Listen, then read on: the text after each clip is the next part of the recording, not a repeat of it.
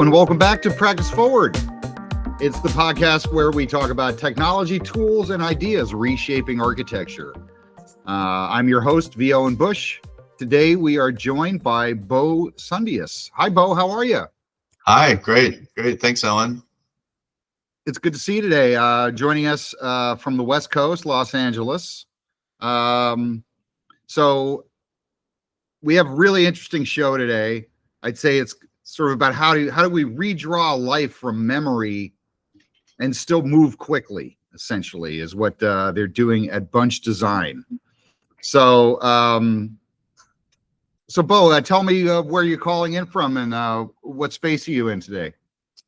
Yeah, so my name is Bo Sundius. I'm a principal here, an owner with my wife, Hisako Ichiki, at Bunch Design. We're a residential architecture firm located in Los Angeles. We've been doing it for 15 years. Specifically, we're in La Cañada, which is very close to Altadena, which we'll touch upon as we were affected by the fires, which you can touch upon a little bit later. Yeah, excellent. Okay, so I'm going to introduce you now, Bo, so everybody knows who you are. Okay. Great, thank you. Today, I'm joined by Bo Sundius. He's the founder of Bunch Design in Los Angeles. Half of his practice delivers kind of from scratch ADUs for regular people. And then the other half helps Altadena families rebuild homes that were lost to fires, starting from photos and memories, and then carefully reimagining their daily life. Bo's team has built a fast, humane process, conventional construction, standardized drawings, and a plan reuse option that they call the doppelganger. And so this is all aimed at kind of speed without any sort of prefab shortcuts. So we're going to get into talking about that today. And today our host is, as usual, my company, Scandaplan. Scandaplan turns buildings into reliable BIM with terrestrial LiDAR. And you get verified geometry, clean deliverables, and fewer site returns. So start your next project on solid ground with a true as-built. Talk to us at Scandaplan, scandaplan.io. Thanks, Bo. Okay, so let's get into this together. Sounds great. Tell me, where are you from? And what's kind of, what was an early space in your life that influenced you to like start thinking about being a designer, designing spaces? Yeah, well, I mean, I live in Los Angeles and I've been here for the last 25 years, but I was born and raised on a farm outside Nashville, Tennessee. It wasn't a working farm, but we had a few horses and a lake. And my father was an engineer, and he got this property and kind of got this wild hair that he wanted to build a house half on land and half on water, which was kind of crazy at the time. This was the late 70s. Wow. So he hired an architect, and I grew up in this house that had 3 sides water in the living room. I could sit on the carpet and fish from the living room. It was wow. So your father and the architect designed it together and built it? My dad did the engineering. He was a mechanical engineer, but he just knew engineering in general. And yeah. He told the architect said, you know, as long as it doesn't flood and you can engineer that, then go for it. And so they partnered up. And you know, I just grew up in this house, and you know, I guess the spaces affected me. You know, I just kind of took it for granted. This is what houses were, but it was a pretty special place. And yeah. Later on, I kind of came back to the idea that architecture would be fun, you know, shaping spaces and kind of leaning in on some of the tension that can happen between programs. I mean, obviously fishing from your living room, that's fun. That's weird. I mean, in architecture. Yeah, right. So like you grew up in a fun environment, and then it seems like you're kind of bringing that fun into other people's world, even if they live in a very uniform kind of world to begin with, right? We try to, you know, because we don't get to design houses with lakes very often, if ever anymore. but we try to bring that to our ADUs and our smaller scale residential projects scattered about Los Angeles. Yeah. You know, I came out here for graduate school. I went to the Southern California Institute of Architecture, which is a great place. You know, it's a great place of invention. You know, I mean, that school's started out in like 1975, so it's always been new and kind of cutting edge, and you can kind of make it into whatever you want it to be. I met my partner Hisako there, and never knew I was going to stay in Los Angeles, but then kind of couldn't imagine doing it anyplace else. You know, LA's a great place. I mean, it's not. I mean, some places it's beautiful, and other places it's famously not beautiful. But I think that because nothing is sacred in Los Angeles, it's actually great for an architect. You know, because you can change things, you can play around with things. You know, the weather is favorable, outside's always pretty, so there's a lot of room for invention and exploration. Well, you know, with my last guest, Hormos Batlaboy, a big part of what we talked about was really just how his practice is really about being part of his community and developing homes for people that live in the same neighborhood as he does. And one of his big signature works is his own house. I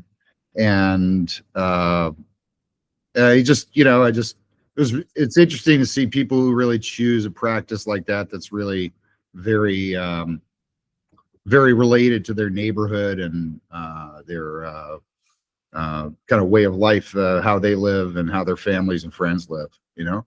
Architecture is one of those professions where it's hard not to just live and breathe it all the time.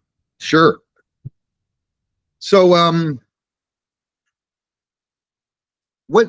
give me one idea of, like, who is one person who's influential to you who's not an architect at all, who's just a, I don't know. Yeah, I mean, inspiration comes in all forms. I mean, we look to artists a lot. We're friends with a lot of artists here in Los Angeles. You know, I like Olafur Eliasson. He's, you know, a great contemporary artist. I mean, I like how his work always feels like it's all very handcrafted, and it kind of looks like some Renaissance man trying to like figure out the geometries of something or some kind of color physics prism technique in this really experimental way. It's always very spatial. It feels like you could maybe make it yourself in your own workshop. So I like Olafur's work. I mean, Doug Aitken too, who we actually know here in LA. Really? Yeah. Similar take where, you know, there's a real interest in effect. There's an interest in bridging art and architecture, bringing that kind of artistic space making out so that it starts to approach architecture. And we try to do that in our own work. I mean, we are very interested in kind of this relationship of cause and effect. It's like, one, we design it from the inside out. All of our projects we design from the inside out. So, you know, which is a little different than most schools' approaches and a lot of architects that are like looking at like, oh, let's make this object, you know, and then sometimes the interior space is an afterthought. We approach it like, well, you spend 90% of your time inside, so let's do this thing inside out. And then when you are inside, and of course that's, you know, made kind of available to us now in the modern sense, because we can just build a 3D model and spend all of our time designing this thing inside, right? Like we can literally spend weeks and months inside the building before it's even, you know, put up. And so as we're living in this space, it becomes this question of like, well, if we do this, will the effect become that? So it's a little bit, I think, artistic in that way, in that we're trying to shape these things, and it's a little bit of a head scratcher if it's going to succeed, and then you get in the space. Well, and then I guess you guys mostly develop ADUs, like historically, traditionally known for developing ADUs, right? Yes. I would imagine that gives you a little more freedom like you're saying, it kind of like develop a space that's a little more fun because they still have the primary residence as their, Exactly. dependable home, right? Yeah, exactly. I mean, the ADU is, it's a great thing. They're pushing it in California. It's a 1,200 square foot house, essentially gets its own address. And you can put it in the backyard of a single family zoned lot. The laws are so flexible now that you can do more than one ADU on a lot, sometimes even as many as 3 fairly easily in the state of California as a way of boosting density housing options for folks. Obviously, we're in this huge housing crisis that's not going to get solved by ADUs, but it's just one more tool in the kit that can be deployed. The other thing too is the ADU allows you to get rid of parking if you are near public transit. So it's also the planning department trying to boost parking. But everyone's looking at their backyard, seeing these underutilized garages, and then saying, "Oh, what can I do with that space?" Yeah. And it's like you just mentioned, the flexibility is there. The house is the house. Like, it's got 3 bedrooms, 2.5 baths. It's doing all of those real estate things that people need a house for. But there's more to life than that. There's family and friends that are coming in for extended periods. Life happens, life shit happens, people get sick. You need a spot for grandma, or you need a spot for brother-in-law who's sick, or you have a kid that is having a hard time finding their place out in the world, needs a home. The ADU becomes like a real release valve for folks. And there's a lot of flexibility that comes with it too. Like, it can be all those important things, but then oftentimes it's like a pool house and a place for grandma and a spot for my dream foosball table, kind of all at once. So these ADUs become these like Swiss Army knives of programming. That's fun to work with. Yeah. So I'm checking out, make sure to check out the Bunch Design website. It's bunchdesign.net, right? So anyway, you can see a lot of examples of these different ADUs that they've done, and some of them got a lot of press. I mean, obviously they're really fun. But so another thing is, two of my guests ago was this guy named Julian from the Knickerbocker Group there in Maine, and they are all about prefab ADUs, and they actually built like a whole fabrication factory, and as an extension of their architecture practice, because they're all about, well, ADU, you can just drop it in with a truck. But your approach seems to be the total opposite of that, which is really everything is very people focused, right? It's all people first design, right? Talking to them about their space, how they imagine the extension of their space to be, and their needs, and then all of your designs are original. Is that right? It's true. Our interests, and as it relates to the practice of architecture, we've taken note of prefab and those technologies. In the end, our conclusion was prefab works great when you can deliver many of them. If you had FEMA as a client and they need 1,000 of these things, great, absolutely. If your client was Eli Broad and he was trying to, build 1,000 units out in Palmdale and wanted, something prefab in the back, that works. But our issue now is that our urban cores are built up. There's not a lot of raw land. And so what we're trying to do is urban infill. And that urban infill means that every single lot is a different owner. And what we've found, and we've experimented with some pre-designed elements, not prefab, but pre-designed. And that was really fun. I mean, and it got a lot of press, the pre-designed ones, but the truth is that everyone wanted what they wanted. Like every person's home is their castle, and they would be interested in the pre-design, and then they would quickly change it so that it was all custom. And that just seemed to be the trend. So, if we were to look at trying to scale what we do, and because we work on these smaller projects, like we have just as a company kind of decided that we are not going to build $15 million houses in Malibu as a practice. Right. That we're going to work with these normal folks. And that's kind of always been the crux of our residential practice. Our projects are all kind of in you guys are sort of in like a unique bracket as far as like designing and building a new structure, right? Because it's in a whole different sort of budget category than most residential. Yeah, right? Our projects are typically between $400,000 and $800,000, which wow, for California is right in the middle. In other parts of the country, maybe you could half that number, and then you start to get kind of like a figure of like what that means in Iowa or something like that. But yeah. The point is that these are not expensive houses, and architects are typically working like in this patron relationship with fairly wealthy folks, and they're building like really large houses. The budget's well over $1 million. And we decided that we were going to work with peers. There's a lot of fun peers out here in LA.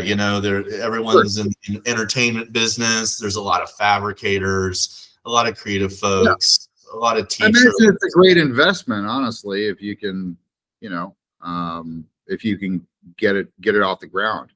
Exactly. Well, and real estate has always been a chief like commodity of LA, right up there with movies and oranges. The real estate market does do its thing, and so the ADU is an investment in that, and so that stuff pencils out. But in these projects, it is hard as an architecture office to kind of keep it going with smaller budget projects. To have 20 $400,000 to $800,000 projects in the office, and mind you, this is California. The regulations are big. We are doing it stick frame, so we don't have some of the benefits of going as fast as maybe some of the prefab stuff. But each one of these projects is like a 2-year, 2.5. Yeah, I was going to interrupt you and remind the audience that you're working in probably the most challenging regulatory compliance environment in America, if not the world, right? I mean, I don't know what it's like in Europe, but it's certainly it's very, I would imagine there's like a lot of constraints. So that has a big, it seems like that would, compared to, for example, my guest 2 episodes ago, who's in Maine, in working in the middle of the woods, it's a whole different it's a whole different situation. We're like in we're in this suburban urban thick of it, here in LA. And some of the regulations come with seismic conditions, which, we can all understand. Some of them are like self-imposed just by local regulators. We just kind of got to bite the bullet and deal with it. But the point is that each one of these projects has its own permitting process. And when the budget is $400,000, $500,000 and it's a 2-year engagement, how do you get that fee and get that work to be streamlined so that it makes sense for everybody? That's the challenge, while understanding that everyone's home is their castle. Everyone has their own unique ideas, and it's residential, which means that there's a little bit of therapy going on in there. You have people's dreams, you get their frustrations. Being a residential architect, working with lots of folks is interesting. It's like dating these guys for 2 years. Like eventually you do have conversations with do you wake up in the middle of the night and need to turn a light on and go get a drink of water? How do you live? And these ADUs become the result of that too. I mean, it's not unusual for them. Yes, my midlife crisis is this band that I've started, and I need a place for me and my buddies to go play poker and band practice. while also housing grandma when she's here for Thanksgiving, you know, and Yeah. so, yeah, so it's a fun I challenge. would say, I mean, it seems like your firm already, before the fires, your firm already was very people driven, very empathetic and almost psychologically driven already, in terms of like you said, from the inside out, but also in terms of our feelings, emotions, inspirations, things like that. From the inside out, seems like it's really what drives your process, right? So then, and then these cataclysmic fires happened in your neighborhood, to, I'm sure, a lot of your friends and your community, so I want to talk to you about, you guys have developed an entirely new pipeline, entirely new way of approaching this, and I just want to use the rest of the show to talk about that. It's pretty inspiring and exciting. So just tell me,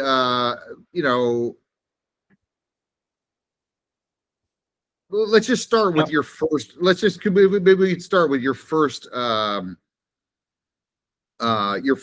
customer, partner, whatever, that you developed this with, and how that process went.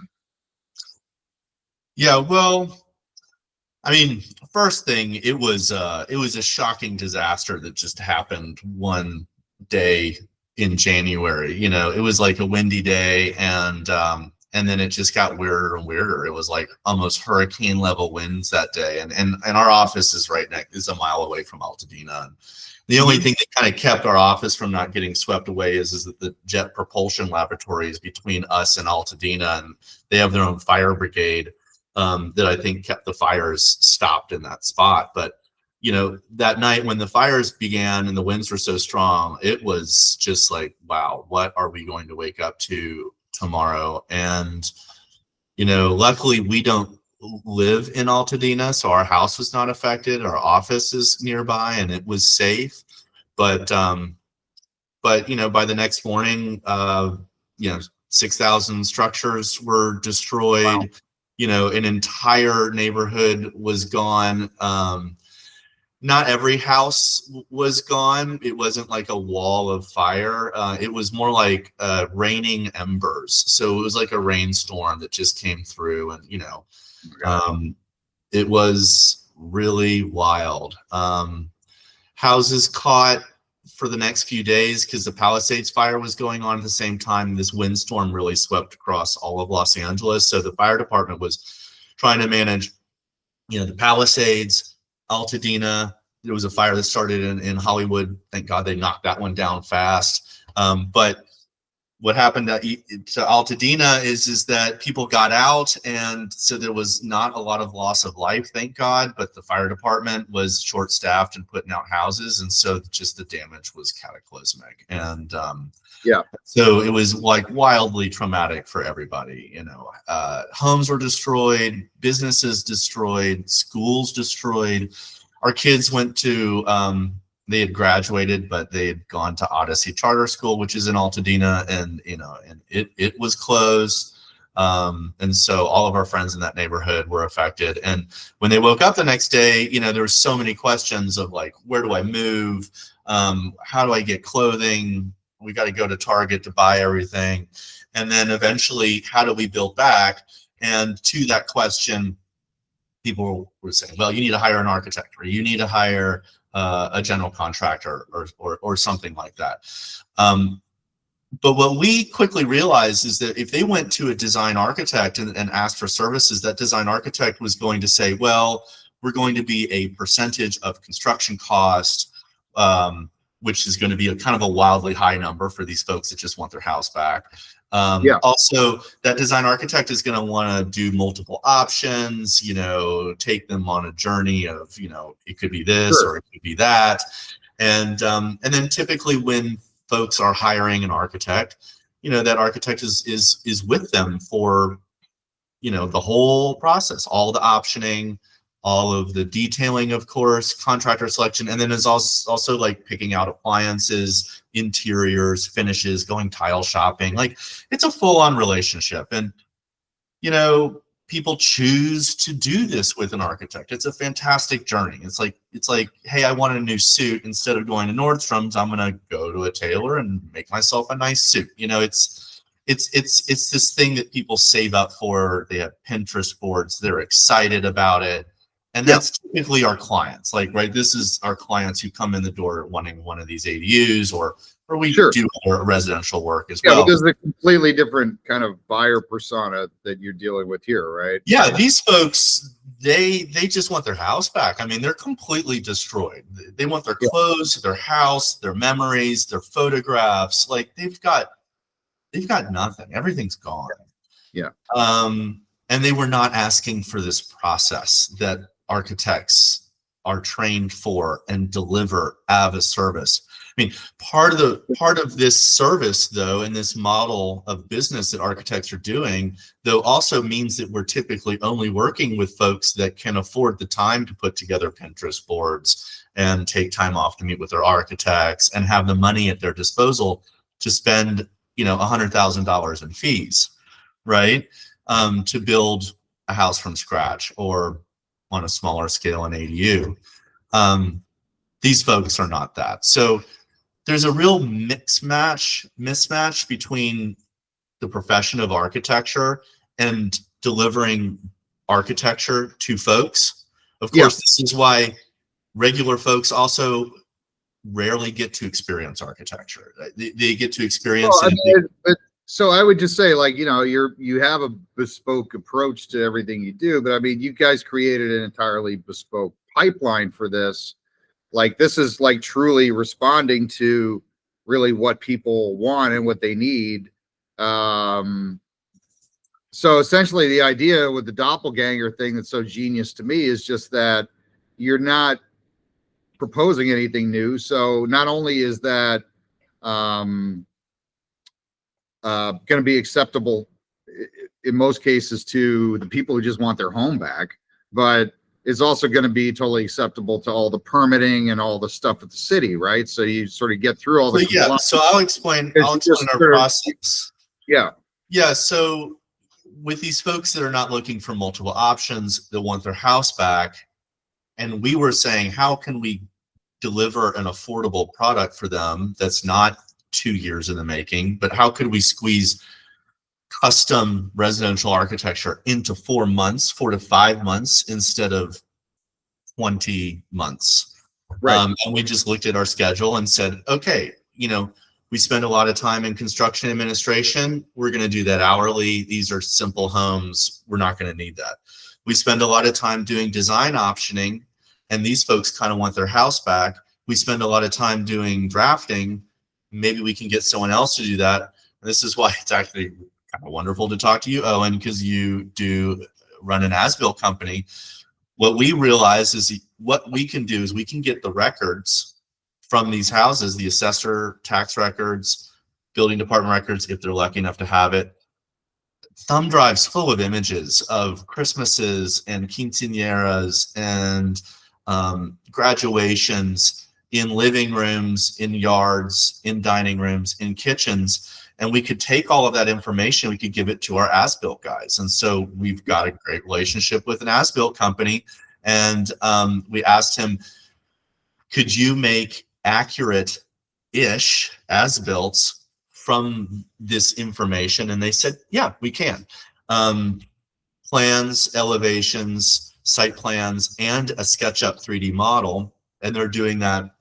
So would you sit down with them and make drawings of their memories of the layout, or would you just, you know, I mean, there's only so much you can get from photos, right? You're trying to figure out what the floor plans are and stuff, right? Yeah, it's like detective work. We're just kind of like, oh, it looks like, you know, that room was about 12 feet and there was a door to the bathroom, and you're like stitching it together. Sometimes they had videos of it. But did the folks who lost their homes help you do that, or yeah, the folks helped us with that. I mean, and that was also really nice because these folks are torn up, and they don't know where to start. And a great place for them to start, also as kind of therapy, is to say, okay, let's think about our house. Like, let's look through our memories. You know, they're already doing that for the insurance companies. Yeah. And now they're able to ask their sister, hey, do you have images from that Christmas 2 years ago? Because I don't have them anymore. Can you bring them in? Can we all talk about our house? Yeah. And we That sit could be down really with them. therapeutic, I imagine, you know, and because they're thinking about like a positive future at the same time as they're revisiting the happy memories, right? Typically it starts off not so happy. I mean, like, they're a ball of tears, and they're going through, and they're really trying to recreate the house as best they can. And once they feel comfortable that they've got all the detail in, then they start hoping and thinking about what it can be. And it takes them that long to finally get to a place where they're interested in actual construction. And what's nice about the as-builts is it gives them this moment, this kind of landing pad to remember, reflect, gather, collect, cry, whatever, like just kind of work through it. And then they do that until they're in a place where they can actually start thinking about what's next. The benefit of that, though, is that the as-builts are largely 80% of what we would need in order to submit back into the planning department. And LA County here has this like-for-like program. And so we are basically only doing like-for-like buildings. And what that means is that it's basically the same square footage as what was there before, plus 200 square feet. It's more or less the same height of the existing building. But it can be kind of, you can maintain all of your existing grandfathered illegal aspects of it, you know, if it was permitted. Even if you bought it and it had something, like, we can largely get that included in the like. There again, people are being really helpful and flexible along the way. Right. And, you know, the like for like also prevents them from going through this like spinning process of like, maybe it's 2 stories, maybe it's 3 stories, maybe it's Tudor, maybe it's having this kind of like architectural conversation that is not really that interesting to most architects, to be honest, too. Like, you know, because what they're imagining and what an architect is imagining is kind of 2 different things. So it kind of says, hey, we're going to be modest. We're going to put back what was there. And it gives us this good starting point. And we take these as-builts, and it's a 3D render, and then people are like, oh, my house, it's there, right? I could see it. Like, oh, that is my living room. Like, that is my fireplace, you know? And so all of a sudden, the tragedy. Does that jog their memories too? If they see the model, do they start remembering more pieces?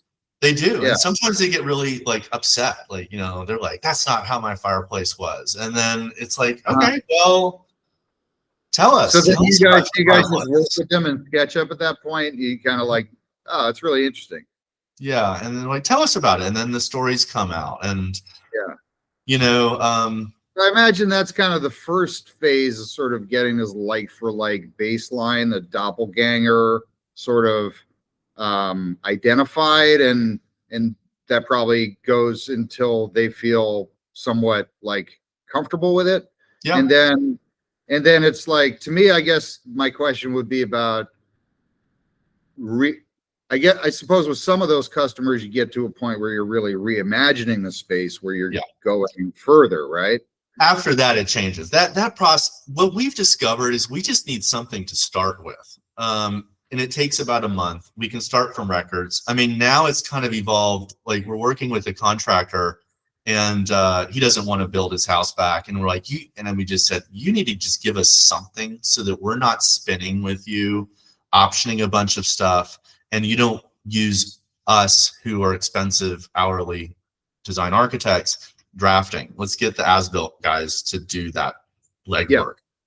So, you know, we gave him a Sears Roebuck catalog, because a lot of the houses in Altadena are Sears, and it has that scale and that kind of detailing. And he's going to pick out 2 Sears Roebuck catalogs. We're going to get as-builts done of those, and then we're going to dramatically remodel it. All right. So all we need is like just kind of some kind of like gene of what was there, and then we can kind of go Right. from there. Yeah, you guys get the base model from, yeah, that makes a lot of sense. So now instead of like drawing the building up from scratch, we're moving walls around, we're vaulting ceilings, you know, and we're now able to use our spatial sensibilities and actually provide architecture to what were always just tract homes.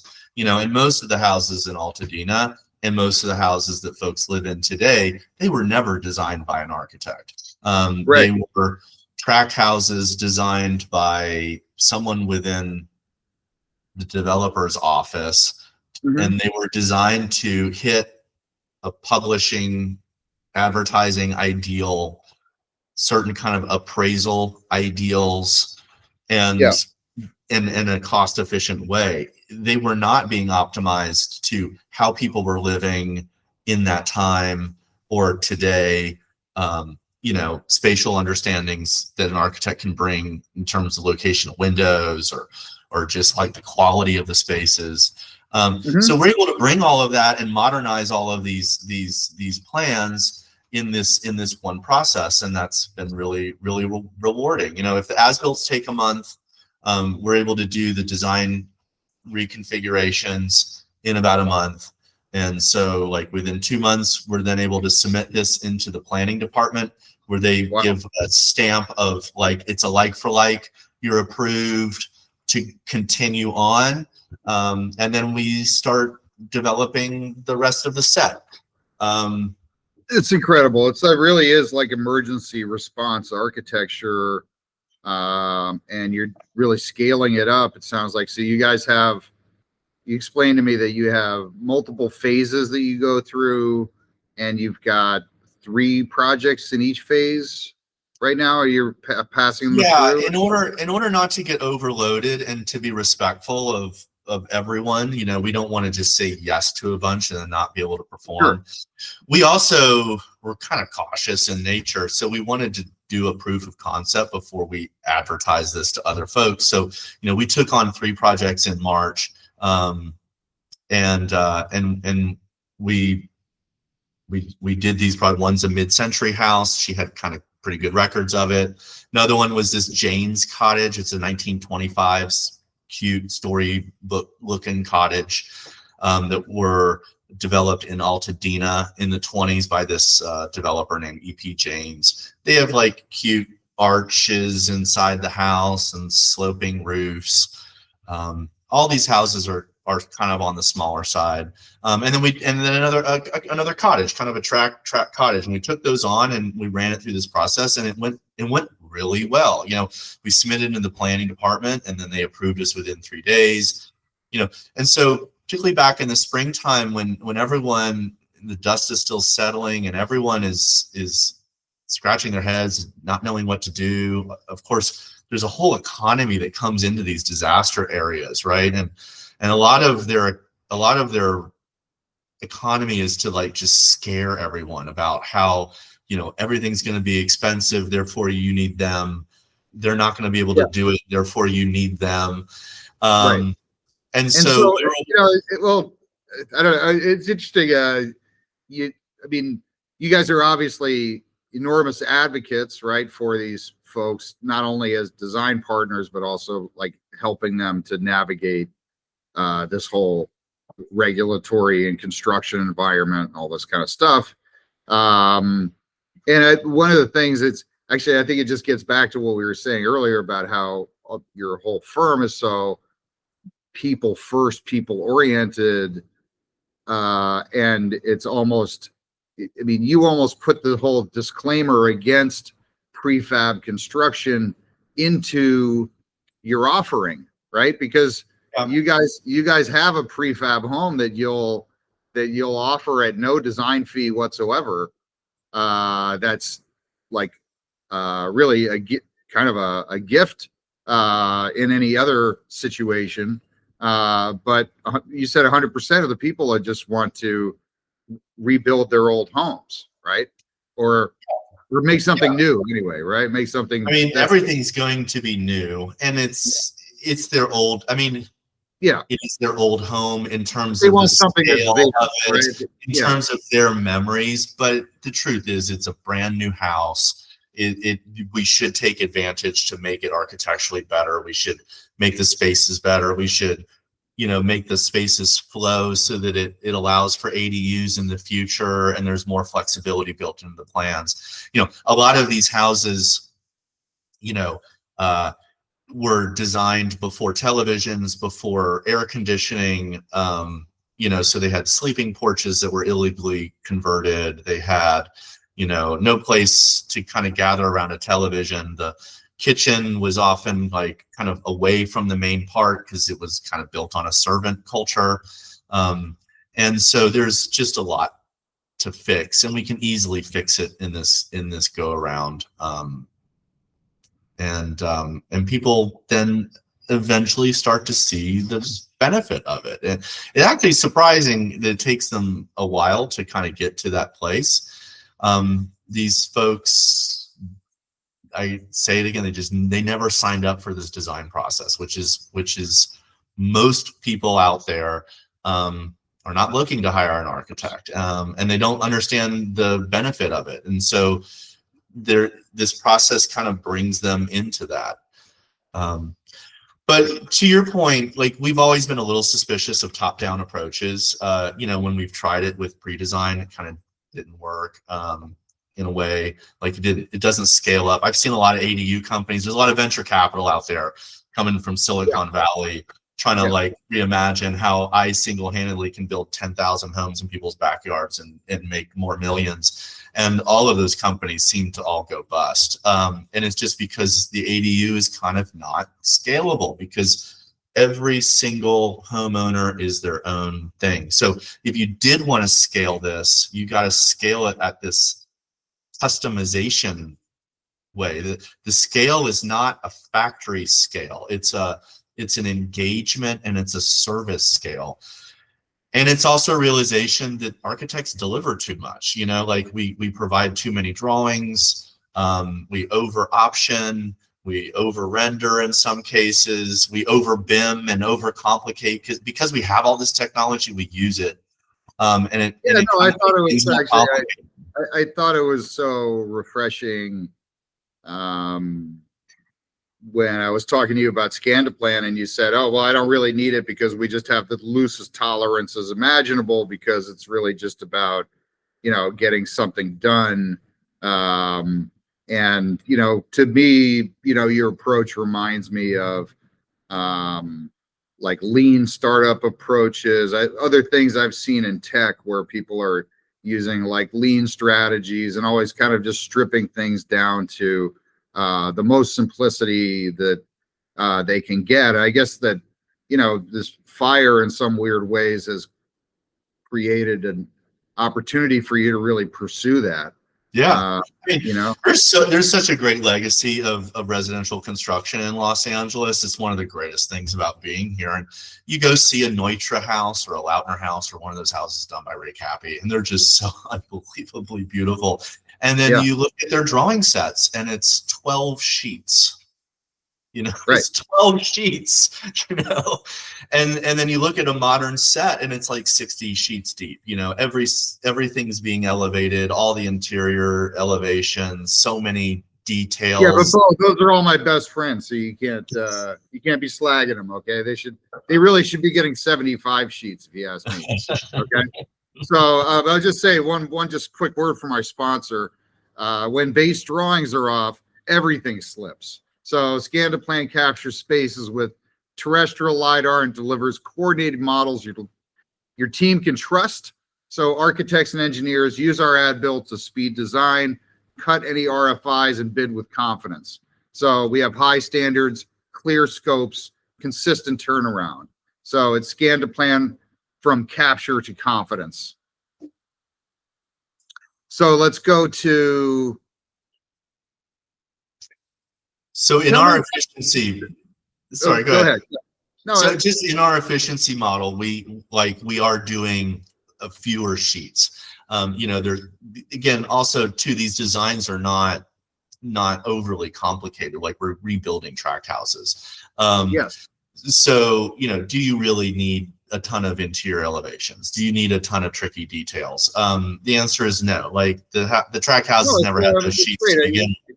It's what we call the minimum viable product. So it seems like you guys are always sort of pursuing that and building from that, right? But that I guess that kind of thing doesn't really get challenged as often in architecture as it does in other industries.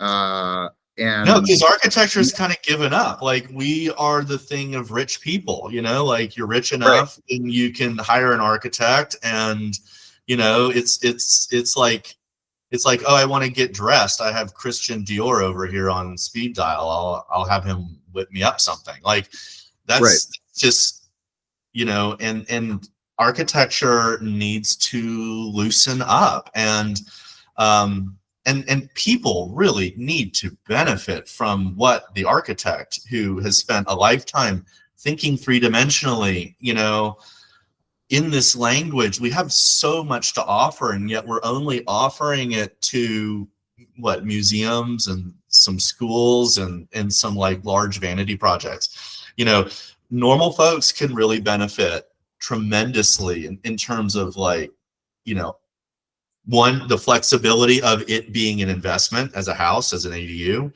the psychological impact of just living in beautiful spaces where morning light is coming in and, you know, just gets you to relax a little bit better before you step off into work, or making the house more flexible when, like in COVID, you know, all the businesses were like, you don't need to come into office. Now you are responsible for your own office space, you know?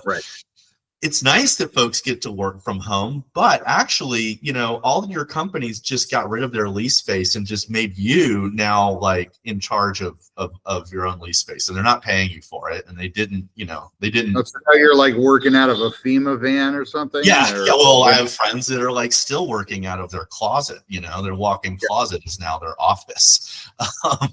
You know, and so the architect can bring flexibility to these residential plans, and it needs to be for normal folks, not for, you know, designing 5-bedroom, 8-bath houses. I never understand how the fanciest houses have more bathrooms than bedrooms. You know, normal folks can benefit from this, so, you know, whether it's the saying earlier, it seems like, you know, all the folks that you're bringing through this process with you, it seems like they've really chosen you as not just as design professionals, but really just as advocates that are really leading them through the whole process, really helping them kind of stay to these kind of MVP standards to really be able to, you know, do to be able to actually do this thing on a incredibly expedited timeline and budget. Well, I think that we're able to do that because we are residential architects. Of course, we're not the only ones responding to this crisis. There's tons of people doing great work out there. You know, and a lot of folks, you know, oh, my cousin's a draftsman in New Orleans, he drafted my house. There's a lot of people pitching in and helping. The problem with that is a draftsman might get you a house on plan, but they're not going to coordinate the engineering. They're not going to 3D model the space. You're not necessarily going to know what you've got. So unfortunately, for a lot of the folks in this rebuild process, you know, they're talking to contractors that are giving them a partial picture. They're talking to draftsmen that are giving a partial picture. The architect is the person who has the whole picture, but we are from this model that's typically over delivering and charging what is a real luxury cost. So the architect is the right person to reconfigure this thing. We just need to have the willpower to do that. And the tools, the as-built, right up your alley. I mean, it's really, really beneficial to be able to onboard all this information. Also, we're doing it in SketchUp, but you could do it in Revit as well. We're not doing interior elevations for these projects, but we are doing renders of every room, and then we're coordinating those renders with a materials spec that is saying, hey, we like this light fixture, we like this type of flooring, we like this tub. We are making suggestions for all of these different things. We are creating allowances for that so that the contractor can accurately allow for an appropriate costing tile, flooring, light fixture, what have you. We're establishing budgets for everything. I don't know. To me, I really think that there should be municipal budgets in all of these cities. Like, there are some cities in the world that do this, but the city should be scanning its own city on a regular basis, going around with LiDAR. Like, you should have had point clouds of all these buildings before they burn down. That should have been provided to you by the city as kind of a utility. That, like, I think once we get into actually having having kind of like the physical layer of AI, where AI in order to have physical AI, we'd need a semantic layer for the built world, in the same way that we kind of have semantic layer for language now with LLMs. We need something like that, and I think that smart cities, things like that, we'll see that that's all kind of predicated on having good data. I think it's a great idea. That's a great idea. I mean, and a smart city is great, but like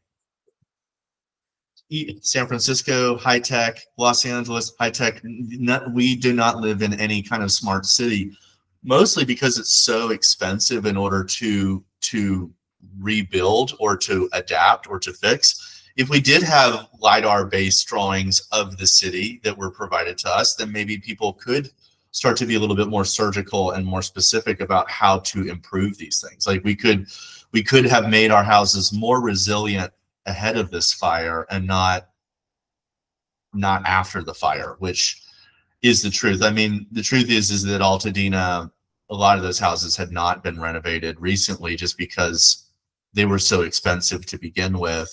And well, I mean, that kind of scanning is incredible in any kind of an emergency scenario, because you can basically look at the delta of the before and after data, and then you can use that as early response. You can even use it to find out, like, which rooftops are flooded, or where all the damage is, essentially. That is true, but our process is also leaning on the fact that LA County has no records of anything, and that does allow our like for like to have a lot of flexibility. I am suspicious of the day when the city has all of our data that they will absolutely weaponize that against us. You're probably fortunate that they have no data. Yeah, we are very fortunate that they have no data. Take it back. They shouldn't scan that neighborhood. They started doing permits in the 1930s, so like, so many houses were built before then. They had no permits. The only agency that was doing consistent record keeping was the tax assessor, of course, right? So they're just leaning on the tax assessor documents. But it also means that if you bought a house on the MLS that had an unpermitted bedroom or something, because you have been paying taxes on this thing for the last 30 years, they are allowing us to build that unpermitted room back as new square footage, and they are not nickel and diming us, which has been really great and helpful to folks. So just as we're wrapping up, I want to just ask you about how this model is evolving. How do you see like this? I mean, I think you're actually breaking a lot of new ground in terms of like developing these new pipelines. And how do you see this kind of thing evolving? I mean, do you think this is going to evolve? I'm sure there's a lot of ways this will evolve out of the fire response, just kind of into your normal practice, right? But where do you see this going in 5 years, for example? It is interesting. I mean, we're still deep in the fire. I mean, we're doing 12 at a time. We hope to do 30 houses in a year. And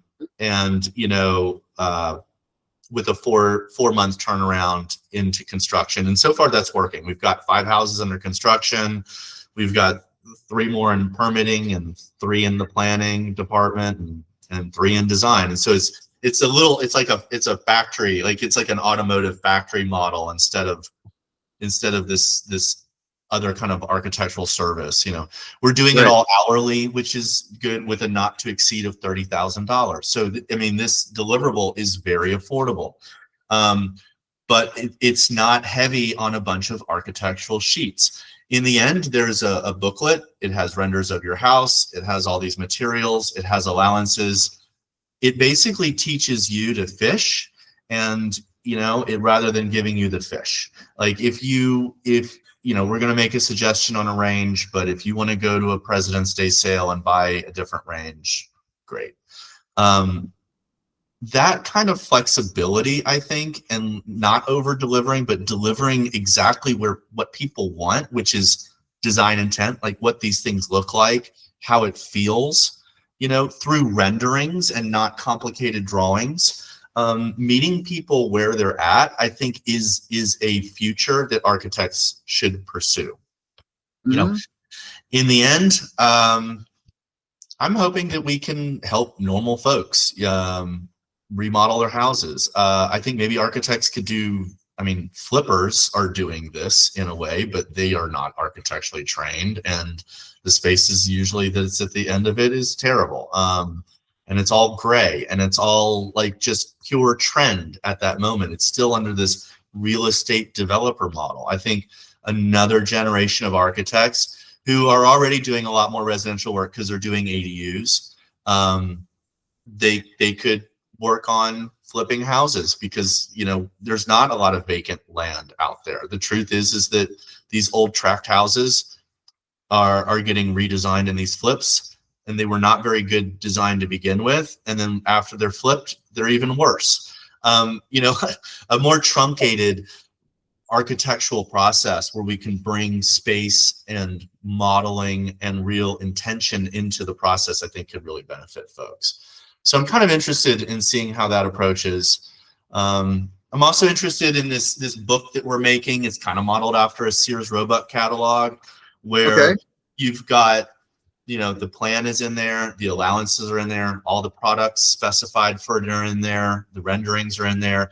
It as this kind of trend book, or this kind of look book that can exist tangential to our office, and maybe it can just get purchased for, I don't know, whatever, and then it can be like, okay, great. You know, if you go to Ferguson, for instance, and try to organize your bathroom, Ferguson does a great job of getting you all of the appliances and fixtures and all that stuff together. But it begins and ends with plumbing fixtures. They don't go into organizing tile and lighting and all of that. But architects could start putting together these complete packages. They go a step further than interior design, because it's suggesting resilient materials, energy efficient materials, better spaces, clear story windows, skylight. So you're not necessarily like, so I guess what you're not necessarily standardizing design in terms of like modular construction or anything, but what you're doing is giving people more of a kind of standardized menu of looks that they can use as a departure point, right? Books and relationships. I mean, one of my favorite books and authors is Christopher Alexander's Pattern Language, you know, where he tried to literally create systematized relationships at all of these different scales. And he's right. Like, there are relationships between how a kitchen is organized and a nook that you sit in. Creating a nook next to a dining table will keep the dinner party going longer, because someone wants to leave the table, but they don't want to leave the party. They go crawl up into a nook. Your introvertish friend hangs out there and engages with everybody, and the party keeps rolling on into the night.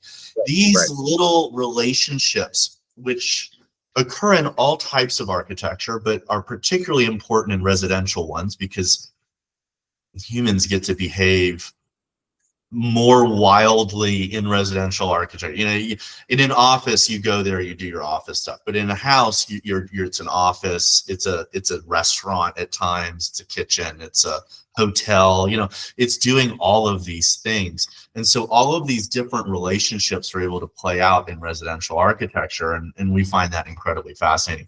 If we can pull that into the tract house model or into the ADU model, you know, or for these fire rebuilds, and we can kind of make Christopher Alexander, who I think kind of suffered from scale issues, like he wasn't able to scale it out. He had no one to steward these like little moments, you know, like Christopher Alexander could tell Eli Bro to do that situation in 1,000 houses. But when you have one-to-one relationships and you have an actual steward of a homeowner who said, yeah, I want that thing, then you can actually build that into all of these different moments, and we could really build a beautiful series of spaces and houses.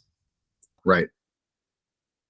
Wow. Okay. Well, it's really exciting. I'd love to, you know, hear more. And, you know, folks, there's a lot of stuff out there on Bunch Design, out there on the internet. They've recently won a AIA LA award. And there are some articles in Dwell magazine and Arcanet, I believe, and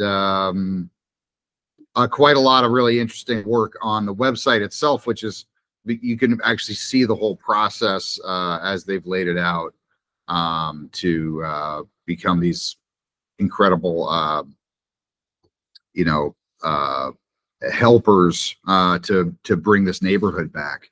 Hey,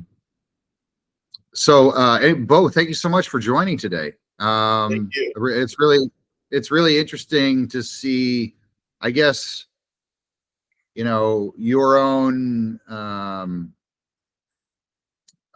practice, like evolving in the face of this catastrophe, and sort of, you know, I don't know, it seems to be bringing out some really interesting new practices. Check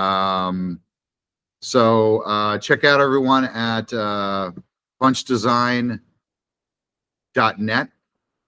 Bunchdesign.net and bunchrebuild.com is our fire response specifically.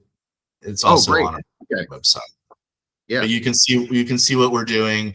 You know, for any house that we finish and we get approved and it starts in construction, that goes into our catalog. And if there is someone who is really under budget constraints or needs speed, all of our homeowners that have been rebuilding with us, they've said you can have that plan. It's been pre-approved by the building department, you know, and almost at cost. For like a few $1,000s, we could get that design. Of course, no changes, but we could basically get it back on someone else's lot and approved. So, and that way we hope that we can really scale up into the scale of this crisis.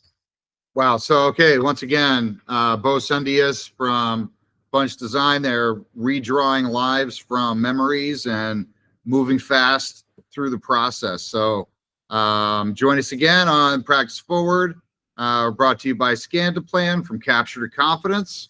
Get the as-built right. And thanks again, Bo. It's good to see you. Talk to you soon. Thank you. Bye-bye. Have a good day.